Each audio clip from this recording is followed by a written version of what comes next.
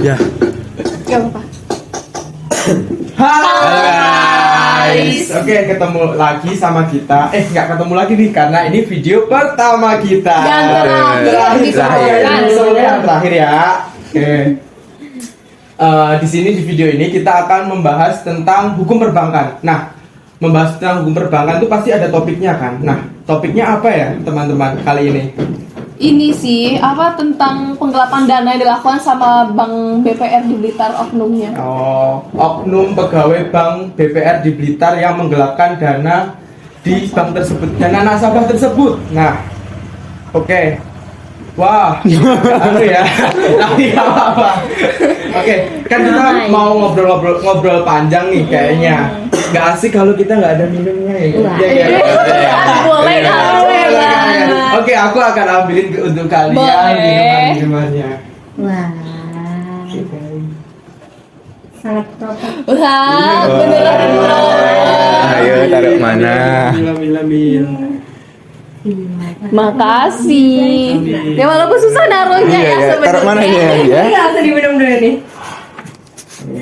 Tapi minuman nggak asik kalau nggak ada cemilannya sih. Betul. Nah, ambil. Kasih mana terserah. Makaroni nggak sih? Makaroni boleh. Ini apa nih nggak tahu nih, coba sambut dulu. Ini makaroni boleh. Itu apa? Sama ini. Wah, Nah, Nih bayam, bibit bayam. Membelakangi kamera, nggak boleh membelakangi kamera nih. Oke. Mana? Segar.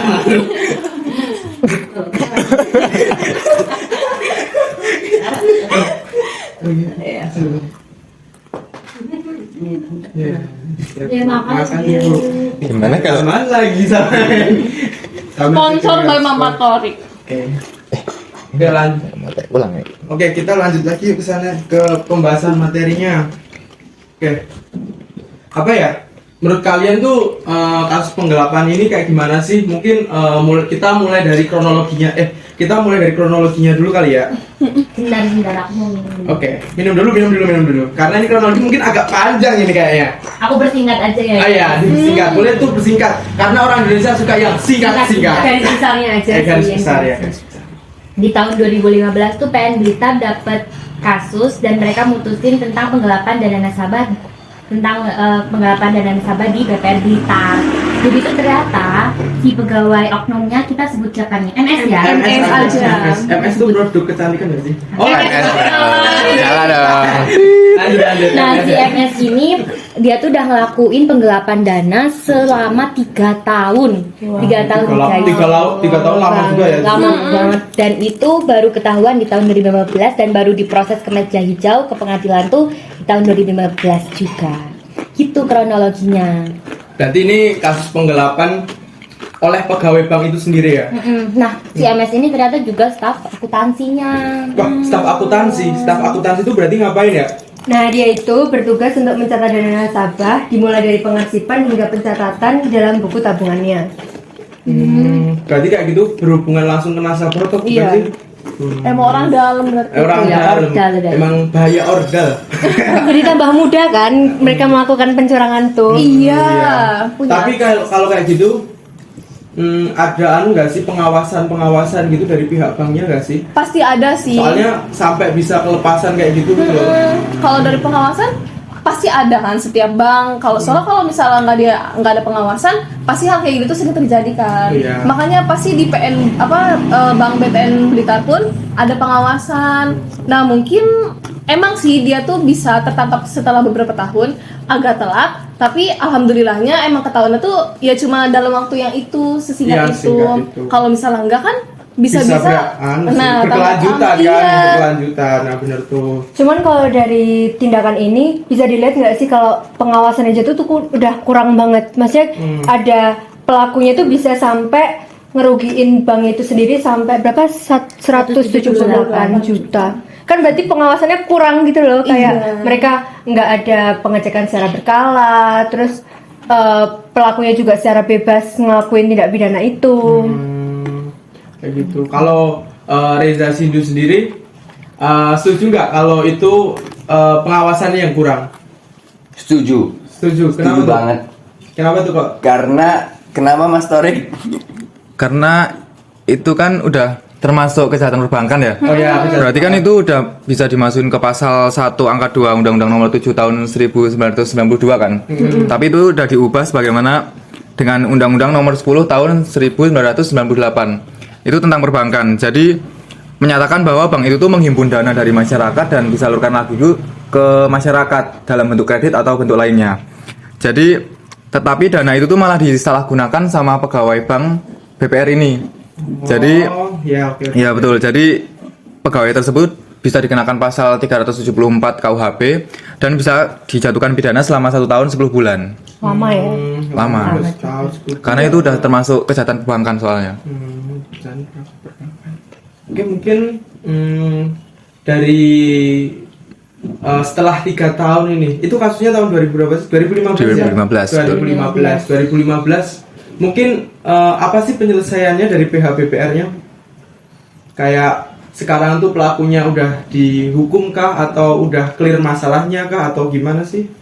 Kalau dari pihak BPR-nya sendiri udah sampai dibawa ke meja hijau, oknumnya udah dipecat sih. Alhamdulillahnya sudah Berarti- terjadi rantai kejahatannya sudah diputus. Pemutusan kerja berarti ya, Iya. sanksinya. Oke. Itu dapat penjara nggak sih kira-kira? Kayak yang dibilang Torik tadi atau cuma pemecatan doang? Kalau menurutku dari pasal tadi harusnya dikenai penjara kan ya. Harusnya kena pidana 1 tahun 10 bulan. Tapi mungkin setelah proses peradilan mungkin ada pertimbangan-pertimbangan lain gitu kan, kita nggak tahu juga kan Iya ya, sih. atau bagaimana. Ya mungkin pihak sana mengajukan banding kan bisa jadi. Oh, iya. Oke, mungkin dari kasus penggelapan tadi ada nggak sih dampak dari kepada pihak BPR-nya seperti itu? Soalnya kan ini oknum pegawainya ini kayak udah merusak citra bank tersebut. Itu dampaknya kayak gimana sih?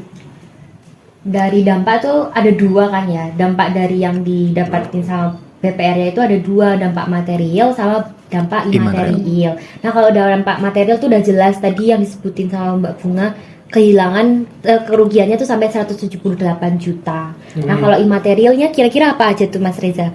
Aku lihatnya mau kayak gini. Nah, kalau imaterial tuh ini bukan sih Gimana? kayak gitu. Ya itu kira-kira Ya, itu apa apa? yang ada di pikiranmu? Itu kira-kira apa? Bakalan Coba dipikir. jelasin, coba jelasin. Kayak ini nggak sih apa? Hilangnya kepercayaan, terus sama image negatif. Oh iya. Mungkin kayak bahasa anak sekarang itu trust issue kan? Betul. Trust issue kepada bank tersebut ya sih. Dan dari Nah, trust issue itu ada lagi tahu bisa jadi tuh dia banknya tuh bangkrut soalnya kan gimana ya dia udah kehilangan kepercayaan masyarakat. Otomatis masyarakat nama baiknya juga rusak kan? Masyarakat nama baik rusak Iya. otomatis orang-orang tuh dari kejadian itu tuh kayak belajar oh jangan di sini nih soalnya ada si oknum ini takutnya di uangnya Kejadian kayak gitu kan kejadian terulang lagi. Nah itu. Padahal suatu bank itu bisa dikatakan sukses kalau kepercayaan dari masyarakatnya Ya. itu tinggi ya. Baik dari pelayanannya, dari pelayanan keamanannya tuh, apalagi soalnya bank kan berhubungan dengan uang kan. Dengan uang. Uang kan kalian tahu sendiri kan sangat sensitif. Apalagi buat anak kos kayak gitu. Terus sekarang juga kayak semuanya tuh butuhin uang. Iya. Segala sesuatu tuh bisa dilakukan dengan cara yang halal buat dapetin duit. Nah, Dengan cara yang halal. halal, Halal. jangan yang haram kayak oknumnya tadi. Nah, itu. Untung udah ketangkep kan? Udah ketangkep. Iya. Kalau nggak merugikan sampai sejauh ini. Iya. Tapi nggak menjamin cuma satu bank aja sih, bisa jadi di bank-bank Bank-bank lain. Oh, iya. Iya, cuma emang belum ketahuan. Nah, berarti itu tuh tergantung dari pengawasannya nggak sih? Mungkin kalian tahu nggak sih pengawasan yang ada di setiap bank itu harusnya seperti apa gitu?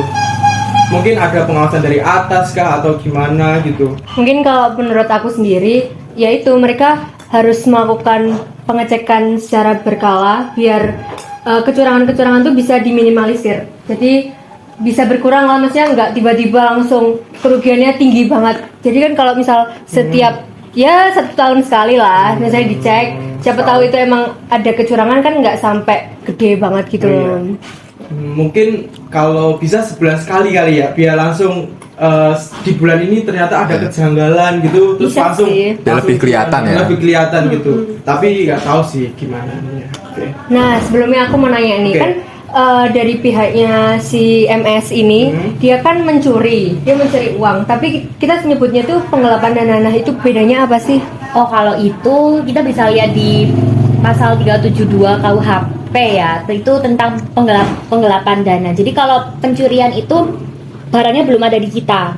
Tapi kalau penggelapan itu barangnya udah ada di kita. Jadi kan kalau pencurian aku mau ngambil laptop, aku harus ngambil dulu. Iya. Sedangkan kalau penggelapan, uangnya tuh udah ada di aku karena nasabah percaya ke aku buat nyimpan uangnya di aku. Jadi aku udah punya uangnya, makanya itu disebut penggelapan, guys. Oh, jadi kalau misalnya pencurian itu emang bener-bener tuh si korban itu tahu ya kalau misalnya barang yang diambil, tapi kalau misalnya penggelapan tuh korban belum tahu kan? Belum sadar. Betul. Gitu kalau Iya sih kayak gitu sih. Oke, selanjutnya apa lagi ya guys? tentang apa? Kayaknya Apa sih? Kayak waktunya udah menunjukkan beberapa menit ya. Banyak menit ya banyak, Kak? banyak menit. banget. Udah cukup lama ya, guys ya. Minuman 11 juga hampir habis. Oh, Masih ada. Oke. Untuk itu mungkin dari video yang kami sajikan ini ada pembelajaran yang bisa diambil khususnya untuk hukum perbankan, mungkin untuk sebagai acuan materi mungkin kan ya. buat masyarakat luas juga. Ya, untuk masyarakat yang lainnya gitu. Kesimpulan dari video ini mungkin saya akan lempar ke orang nih. Oke, aku akan lempar ke Dipa dah. Ya boleh. Oke.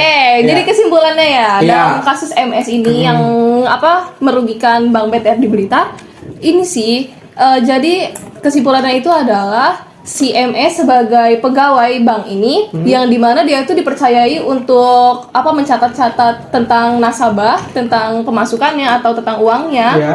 Nah, dia itu tuh melakukan kejahatan berupa penggelapan dana. Iya. Nah, yang mana ini tuh bisa ngerugiin si banknya sendiri udah dari dari secara material maupun imaterialnya Iya. sendiri. Oke. Nah, imaterialnya itu berupa uang tadi ya 178 juta. Imaterialnya itu hilangnya kepercayaan masyarakat. Nah, tapi di sisi lain dia tuh ada pengawasan juga. Kenapa dia bisa ditangkap itu karena adanya pengawasan tadi. Nah, walaupun emang bisa dikatakan telat, Iya. tapi tuh seenggaknya si pengawas-pengawas ini tuh udah menjalankan tugasnya dengan baik gitu loh. Makanya dalam beberapa tahun ini kan ketahuan ya. Iya. Nah, untungnya itu enggak ini loh, tahunnya itu lebih berkepanjangan lagi. Kalau misalnya kayak gitu kan bisa jadi kerugiannya tambah gede kan. Iya, tambah gede Nah, sih. itu aja sih. Mungkin untuk kedepannya pengawasan di bank-bank di daerah mungkin agak diperketat gak sih? Betul. Semoga oknum-oknum seperti si siapa? MS. Si MS ini gak ada lagi di bank-bank setiap daerah. Mungkin dari kami itu saja. Hukum perbankan jaya, jaya, jaya. Oke, dadah guys. See you again. See you.